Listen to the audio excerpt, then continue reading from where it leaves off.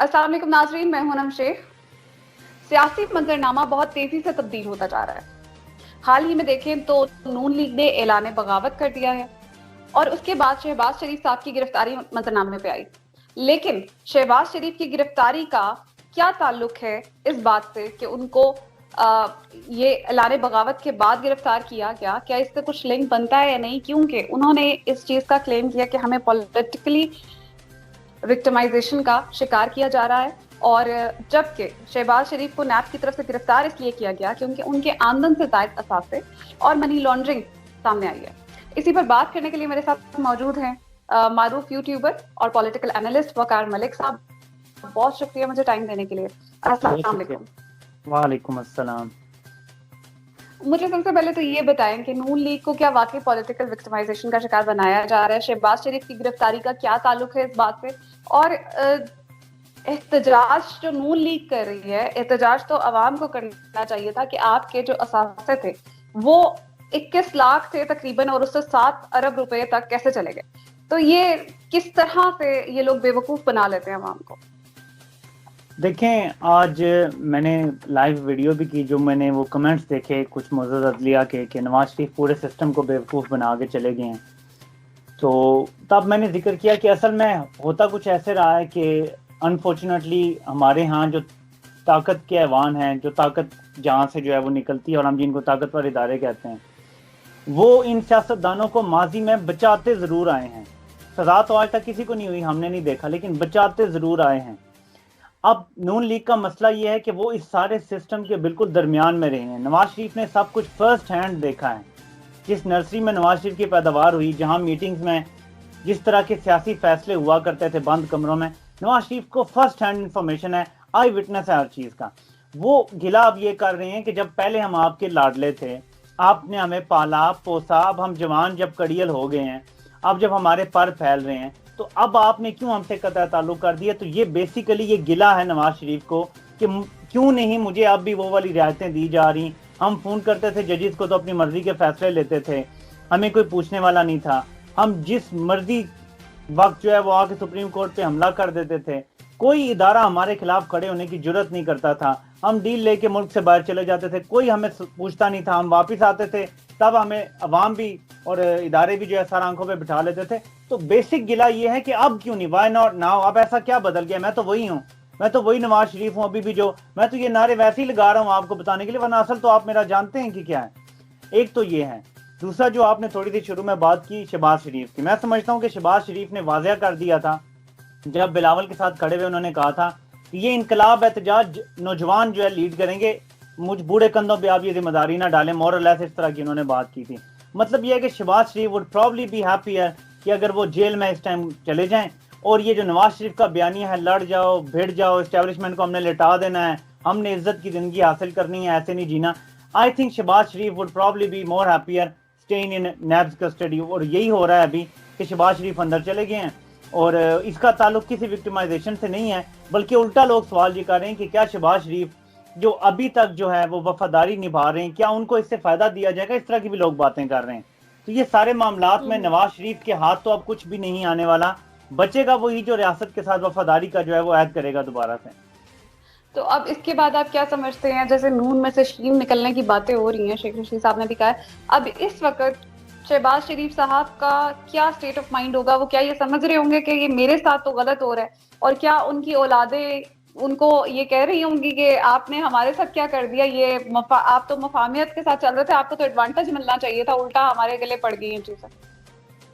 देखें, एक बात जो है ना, वो हमेशा जो है ना, शहबाज शरीफ अक्सर जो है वो, और उनकी वेटिंग गेम बड़ी ज़बरदस्त है, और अक्सर वो अपने करीबी दोस्तों में भी ये कहते हैं कि मुश्किल वक्त जितना भी आ जाए, अगर मफामत पे आप कायम रहेंगे, इवेंचुअली आप वो पहले होंगे जिसकी बाद में बचत हो जाएगी। अभी तो मुश्किल वक्त आया हुआ है नून लीग पे, नून के हैं, शीन के हैं, मीम के हैं, लेकिन शहबाज शरीफ 35 साल से कामयाबी से ये काम करते चले आ रहे हैं। और वो एक काम ये है कि जब आप मफामत के लिए दरवाजे खुले रखते हैं, जब आप बार बार गेट नंबर 4 की तरफ जाते हैं, तो गेट नंबर 4 को ये, यानी आप ये समझ लें कि रूहानी इनके माँ बाप एक ही बनते हैं वो गेट नंबर 4 में है। तो इन्हें लगता है कि अगर माँ से भी जिद करते रहता है बच्चा, बार बार करता रहेगा, इवेंचुअली वो तर्स खा के कि ठीक है बेटा तुम्हारी बात मान लेते हैं। तो शहबाज शरीफ का ये नजरिया 35 साल तो कामयाब रहा है ना, ये तो आपको भी मानना पड़ेगा मुझे भी, कि उन्होंने कैसे कैसे मौके पे डॉन लीग जैसे काम कर गया, अजमल कसाब के घर तक का एड्रेस बता के मीडिया को वहां पहुंचा के अपनी हुकूमत में, और इन चीजों से भी ये बच के निकल गए हैं। तो कुछ तो था ना मफामत का फायदा। तो शहबाज शरीफ अब भी बिलीव करते हैं कि नवाज शरीफ से पहले मुझे रिलीफ मिल जाएगा। अब देखते हैं आने वाले दिनों में ये सच साबित होता है या नहीं। बिल्कुल ठीक है, लेकिन इस वक्त जो उनकी कंडीशन है और जो उनके साथ हो रहा है, क्या उनका स्टेट ऑफ माइंड इस तरफ जाएगा कि मुझे मरीम नवाज की पॉलिसीज के साथ इख्तलाफ करना चाहिए और ये खुल के सामने आना चाहिए और थोड़ा अलग होने का वक्त आ गया है? क्योंकि इस वक्त तो नून लीग जो है वो सियासी मंजरनामे से गायब होती हुई नजर आ रही है, क्योंकि अब तो उनका पत्ता साफ होता नजर आ रहा है पाकिस्तान की सियासत से। एग्री करेंगे इस बात से? ऐसा हो सकता है कि, लेकिन असल में मसला ये है कि शहबाज शरीफ ने एक तासुर बड़ा अजीब सा बनाया है और मीडिया उनका जो है वो इतना सपोर्ट करता है। आपने देखा होगा हामिद मीर साहब ने एक ट्वीट भी किया था कि जो नून और शीन अलग करना चाहते थे उनको पता नहीं मुंह की खानी पड़ी कि क्या। तासुर ये है कि शहबाज शरीफ की जो भी सोच हो, नवाज शरीफ के हुक्म के खिलाफ वो नहीं चलता। तासुर मीडिया में ये है कि 1993 से लेकर आज तक कोई 5 बार शहबाज शरीफ को एस्टेब्लिशमेंट ने वज़ीर-ए-आज़म बनाने की ऑफर की कि भाई से को पीठ में छुरा घोंप दो, हम तुम्हें वज़ीर-ए-आज़म बना देंगे, लेकिन शहबाज शरीफ ने भाई को धोखा नहीं दिया। वो तासुर कायम रखने के लिए शायद शहबाज शरीफ को अपनी सारी कश्तियां जलानी पड़ेंगी अगर वो नवाज शरीफ से दूर हटते हैं, क्योंकि खुल के नहीं कहेंगे एस्टेब्लिशमेंट के खिलाफ कोई बात, लेकिन शायद खुल के अपने भाई के भी खिलाफ नहीं जाएंगे। मेरी ये राय है, बाकी कुछ भी हो सकता है। बिल्कुल ठीक है। अच्छा, आज ही हमने देखा एक इस्लामाबाद हाई कोर्ट की तरफ से एक बयान आया कि नवाज शरीफ जो है सबको बेवकूफ बनाकर चले गए हैं, और उन्होंने ब्लेम जो है वो भी गवर्नमेंट के ऊपर ही डाला। और दूसरी की बात उन्होंने ये की कि इंतहाई शर्मनाक है नवाज शरीफ के लिए कि वो इस तरह से भी उनका जो कंडक्ट है वो इस तरह का। क्या कहेंगे इस पे?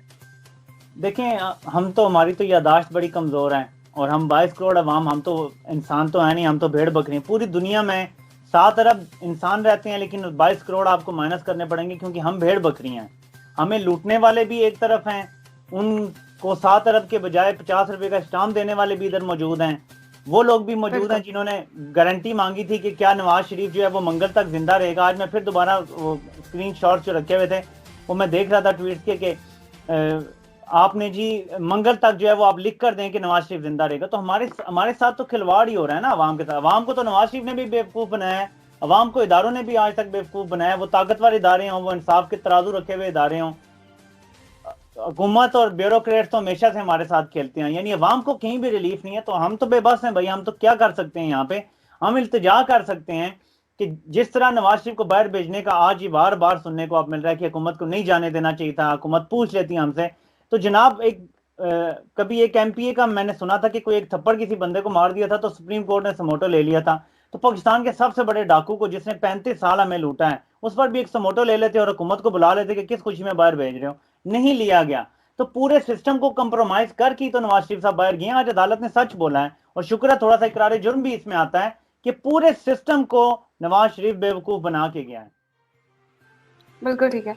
अच्छा, एक तरफ तो गिरफ्तारियां और दूसरी तरफ जो है ये तहरीक चलाने की बातें हो रही हैं जो सामने आ रही हैं, तो अब क्या समझते हैं कि इससे हुकूमत को कोई डेंट पड़ने वाला है या उन्हें क्या डैमेज होगा? देखें, ये जितनी भी तहरीकें ये हुकूमत के लिए हैं ही नहीं, ये सिर्फ इस्टेब्लिशमेंट को दिखाने के लिए कि हम कितना टर्मोइल, कितना केओस पैदा कर सकते हैं। जब तक हमारी बात नहीं मानोगे हम कोशिश करते रहेंगे। और उसमें फजल रहमान का फैक्टर बिल्कुल सामने है। फजल रहमान तो खुल के आ गए कि हम तो आपके साथ वो करेंगे जो अफगानिस्तान में हुआ है अमरीकी फौज के साथ।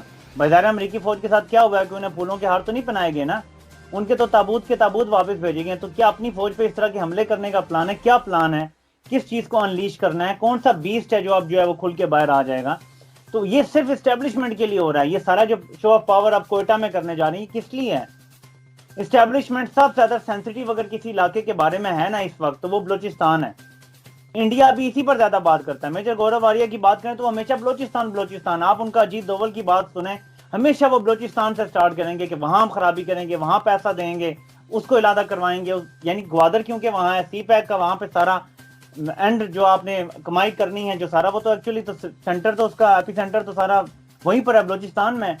तो इस वजह से कोयटा से शुरू कर रहे हैं, मैसेज सारा एस्टेब्लिशमेंट को दिया जाए। इमरान खान को नहीं हटा सकते वो, उन्हें पता है कि इमरान खान को हटाएंगे तभी जब एस्टेब्लिशमेंट पूरी तरह से पहले की तरह हमारे साथ फ्रेंडली हो जाएगी। और वो जो एक बात कुछ साफी बताते होते हैं जिसमें हामिद मीर भी शामिल है, जिनकी बात पे वैसे तो बिलीव नहीं करना चाहिए, लेकिन कभी आमिर मतीन ने भी इसका इनकार नहीं किया कि मरी में नवाज शरीफ ने, बेनजीर की हुकूमत थी 96 में, तो पहले ही बता दिया था कि मैं आने वाला हूं, मामला तय हो गए हैं।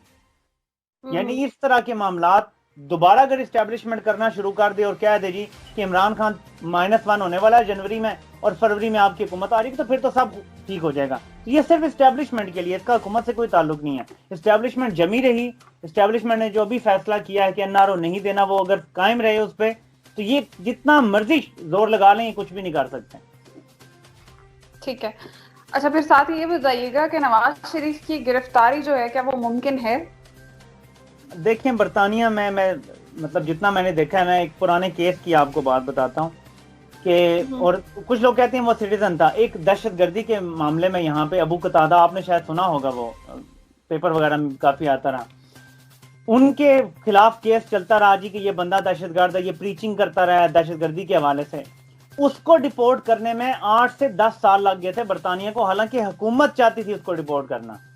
यहाँ पे डिपोर्ट करने के लिए कानून में इतनी लीनियंसी है बंदे के लिए, राइट्स इतने ज्यादा हैं कि नवाज शरीफ तो 6000 बातें कर देगा कि देखें जी मेरी तकरीर, मैं तो मुल्क की फौज के खिलाफ हूँ, मेरी ये जो यहाँ बात करते हैं ना कि फौज चला रही है मुल्क को, ये अपने आप को पॉलिटिकल स्टे और अपना फ्यूचर सिक्योर करने के लिए ये बयानिया बनता है। मीडिया मुल्क में आजाद नहीं है, जो सारे लगे हुए हैं ना, ये सब नवाज शरीफ जरदारी का फ्यूचर, इनका वहां पे पॉलिटिकल असाइलम और अपना अपना पॉलिटिकल असाइलम जो है पक्का कर रहे हैं सारे, कि जब मीडिया आजाद नहीं होगा और मुल्क फौज चला रही होगी तो बरतानिया जैसा मुल्क किसी सूरत भी रिपोर्ट नहीं करता।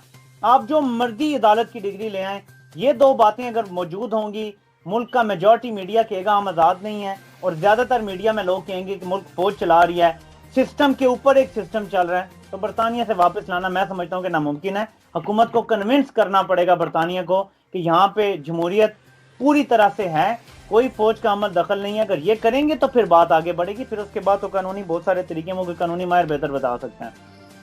रहमान की हमने हाल ही में धमकियां देखी हैं जो उन्होंने हुकूमत को, रियासत को, इदारों को दी हैं, इस पर क्या कहेंगे? जो हम सब ने देखा और एक बाइसे शर्म है वो वीडियो जो वायरल हुई है इस वक्त।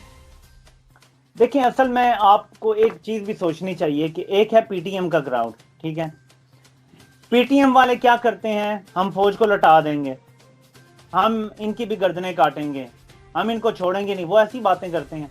फजलुर रहमान जिन जगहों पे जलसे कर रहे हैं और आजकल जिनके साथ बैठे हुए हैं, एक तरफ लिबरल सेक्युलर्स हैं, एक तरफ फजलुर रहमान है, साथ बैठे हुए हैं, लेकिन वो जो क्राउड है, जो चंद लोग मुतासिर हो गए हैं पीटीएम से, क्योंकि मैं अक्सर एक बात बताता हूं पॉइंट की, कि पीटीएम वालों ने उन लोगों को टारगेट किया है जिनके जेन्युइन कंसर्न हैं, जिनको जेन्युइनली बड़ी तकलीफ से गुजरना पड़ा है इस सारी दहशतगर्दी की जंग में, जो डिस्प्लेस भी हुए हैं, जिन्होंने अपने प्यारों को भी खोया है ड्रोन हमलों में, तरह तरह के मामलात में।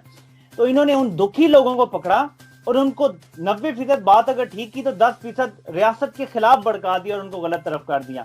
अब अगर उसी क्राउड को फजलुर रहमान भी फौज के खिलाफ करते हैं तो वो क्राउड ज्यादा इसको ऑथेंटिक समझेगा कि सिर्फ लिबरल सेक्युलर बात नहीं कर रहा, बल्कि एक बंदा जो दीन के नाम पे जो मदरसे चला रहा है वो भी बात कर रहा है। और क्योंकि आपको पता है हमारे कबायली इलाकों और केपीके में खसूसी तौर पे कम से कम बंदा भी नमाज की तरफ तो चला ही जाता है कि यार ये 5 वक्त नमाज पढ़ते हैं। तो जब दीन का भी अंसर आ जाएगा तो ये रियासत के लिए बड़ी खतरनाक चीज है जो फजलुर रहमान कर रहे हैं, कि फौज के खिलाफ अवाम को बहका के भड़काने की कोशिश कर रहे हैं कि अवाम खुद से फौज के खिलाफ खड़ी हो जाए। क्या हुआ है पूरे अरब स्प्रिंग में बुनियादी तौर पे, और अभी शाम में क्या हुआ है, यानी जो भी था, बशर अल-असद ठीक है नहीं है, लेकिन हुकूमत और फौज के खिलाफ आधे खड़े हो गए और उनसे लड़ाई करना शुरू हो गई। लिबिया में क्या किया गया, इसी तरह किया गया। इजिप्ट में क्या हुआ, इसी तरह हुआ है। तुर्की में तैयब एर्दोगान के खिलाफ आपको पता है कि कू जो है वो प्लान की गई, अवाम निकल आए। ये देखना पड़ता है कि सिस्टम जो है वो कैसे चलेगा और मुल्कों को कैसे तबाह किया जाता है। सिर्फ 5th जनरेशन वॉर ये नहीं है कि भारत जो है, हमारे अंदर जो बंदे डाले हुए हैं ना इन्होंने, ये हमारे लिए ज्यादा खतरनाक है। मेजर गौरव हमारे लिए इतना खतरनाक नहीं है जितना हमारे लिए फजलुर रहमान या पीटीएम के लोग खतरनाक हैं। तो ये उस तरफ हमें लेके जाना चाह रहे हैं जो खुदा न खास्ता तबाही है। उम्मीद है कि इदारे इस पर कोई एक्शन लेंगे, हम तो उम्मीद ही कर सकते हैं। उम्मीद करेंगे और इल्तिजा करेंगे कि इदारे ऐसे तमाम मुल्क दुश्मन अनासर के खिलाफ जो इस मुल्क के अंदर भी हैं, रहते भी यहीं पे हैं, खाते भी यहीं का हैं और फिर जुबान भी हमारे खिलाफ इस्तेमाल करते हैं, इसके ऊपर सख्त और कड़ा एक्शन ले। इसी के साथ मुझे और वकार मलिक को इजाजत दीजिए। अल्लाह हाफ़िज़।